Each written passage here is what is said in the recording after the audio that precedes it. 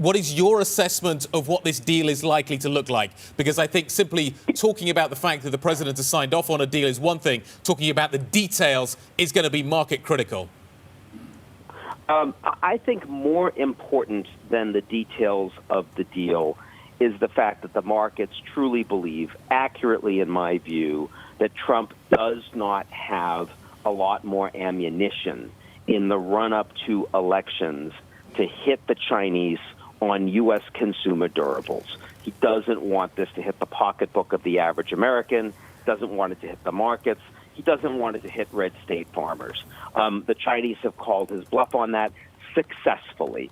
So even if this deal doesn't end up being inked in the coming weeks, even if it drags on, the fact is that nobody believes we're likely to see much escalation on the trade front from Trump towards the Chinese. And clearly, if that's the case, the Chinese aren't going to react with their own. And I think that makes the markets much more comfortable.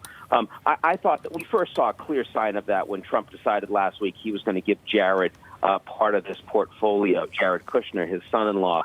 And that's not because Jared was suddenly taking over China, but it was because Trump really wanted to make sure that the hardliners around him in the White House had oversight so he could get a quote-unquote deal done. I think anyone that was a real insider around the White House understood that that was a message that no matter where the Chinese were, Trump wanted to make an announcement. That's where we are now. Don't expect much from the actual text of the deal. I think today is more meaningful than what we do or don't see in the coming weeks.